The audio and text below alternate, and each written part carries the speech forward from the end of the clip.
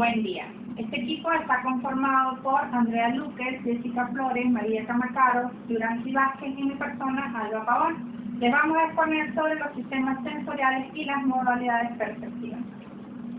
La percepción visual. El sistema visual en los seres humanos permite asimilar la información del medio ambiente. El acto de ver se inicia cuando el cristalino del ojo enfoca la imagen de su entorno en una membrana sensible a la luz en la parte posterior del ojo, llamada retina.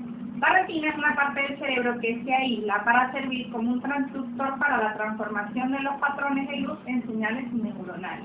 El cristalino del ojo enfoca la luz sobre las células fotorreceptoras de la retina, que detectan los fotones de la luz y responden produciendo impulsos nerviosos.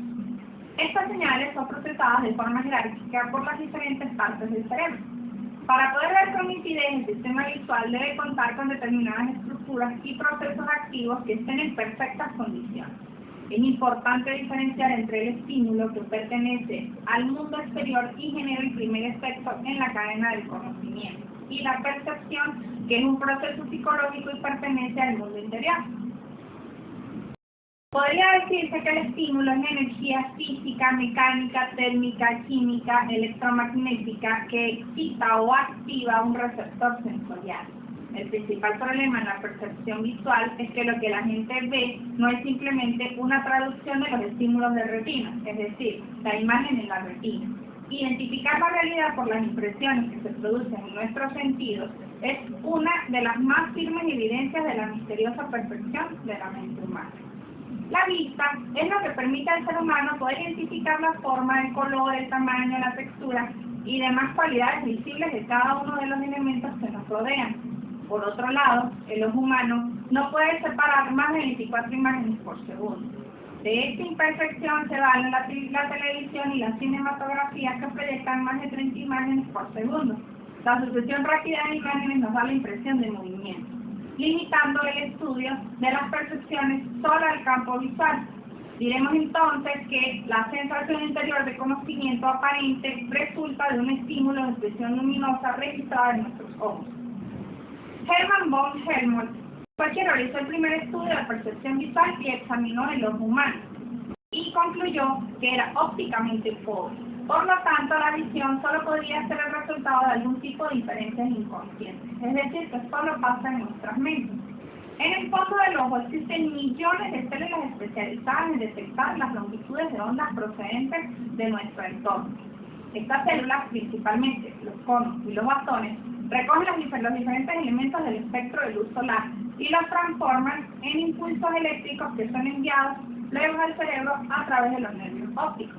Es el cerebro, concretamente la corteza visual, que se halla en el lóbulo occipital, el encargado de hacer consciente la percepción del color. Los conos se concentran en una región cercana al centro de la retina llamada fóvea. Su distribución sigue un ángulo de alrededor de 2 grados, medidos desde la fóvea. La cantidad de conos es de 6 millones y algunos de ellos tienen una terminación nerviosa que se dirige hacia el cerebro. Los conos son los responsables de la visión del color y se cree que hay 3 tipos: los que son sensibles a los colores rojos, los que son sensibles al verde y los que son sensibles al azul respectivamente. Dada su forma de conexión a las terminaciones nerviosas que se dirigen al cerebro, son los responsables de la definición espacial. También son poco sensibles a la intensidad de la luz y proporcionan visión fotópica, es decir, la visión a altos niveles. Los bastones se concentran en zonas alejadas de la fóvea y son los responsables de la visión escotópica, es decir, la visión a bajos niveles. La cantidad de bastones se sitúa alrededor de 100 millones y no son sensibles al color. Los bastones son mucho más sensibles que los conos a la intensidad luminosa, por lo que aportan a la visión del color aspectos tales como el brillo y el tono, y son los responsables de la visión nocturna. La percepción de la profundidad se entiende que es la relación del objeto y el observador visual de percibir el mundo en tres dimensiones. Es un rasgo común de muchos animales superiores. La percepción de profundidad permite al que la tiene medir con precisión la distancia hasta un objeto. La percepción de la profundidad se basa en realidad ante todo en la visión binocular, pero también usa muchos recursos monoculares para formar la percepción integrada final. Hay recursos monoculares que serían significativos para una persona de un solo ojo, y otros recursos que son más completamente inferidos, que requiere ambos ojos para percibir al mismo tiempo, mientras que los recursos monoculares son destacados. Este tercer grupo se basa principalmente en el procesamiento dentro del cerebro de la persona, al ver un campo total de vista con ambos ojos. La percepción visual de las formas se fundamenta en la información recibida por los micromovimientos del ojo que siguen el contorno del objeto y que posibilitan la formación de la imagen de la forma del objeto en la retina. Además, este mecanismo permite que la estructura de la retina garantice la percepción de la distinción figura-fondo, lo que facilita en grado sumo la percepción de la forma. El hecho de que en la fobia se concentren los fotorreceptores en relación a la periferia y de que al enfocar un objeto o figura, este se recibe en la parte central del cerebro y los objetos circundantes caen en las periferias y se distinguen borrosamente, coadyuva la percepción del contraste figura-fondo. Ahora bien, voy a en este momento representar a mi compañera Andrea Luque, quien por problemas de salud no pudo defender su material de exposición que corresponde a la percepción auditiva, sonoridad, tono y timbre. La percepción auditiva es el resultado de los procesos psicológicos que tienen lugar en el sistema auditivo central y permiten interpretar los sonidos recibidos.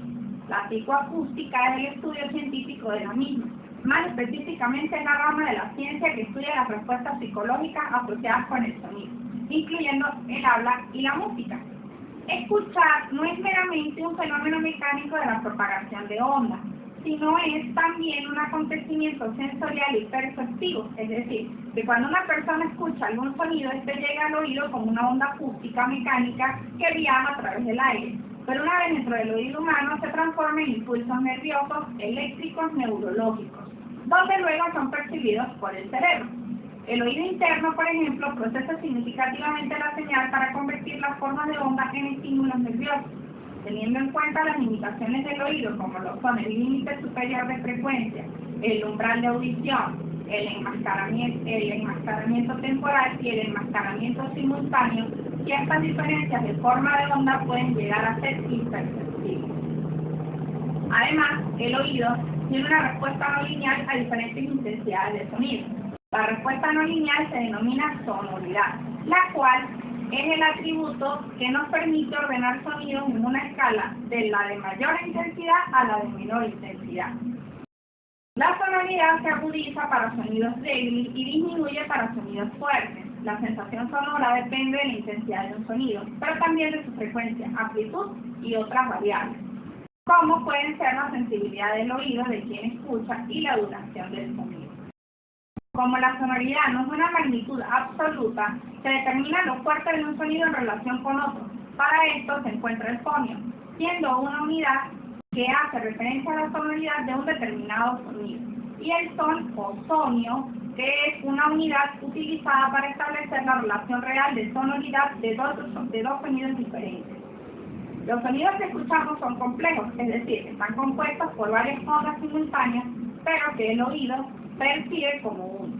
El timbre es la cualidad del sonido que permite diferenciar dos sonidos de igual tono e intensidad, pero en realidad no se trata de un parámetro en sí mismo, sino de la combinación de varios, tales como el espectro, que es la distribución de la energía en función de los parciales armónicos o inarmónicos de un sonido complejo. La envolvente amplitud, que es la variación de la amplitud en el tiempo, y la formante, que es el pico de intensidad en una determinada frecuencia en el espectro de un sonido.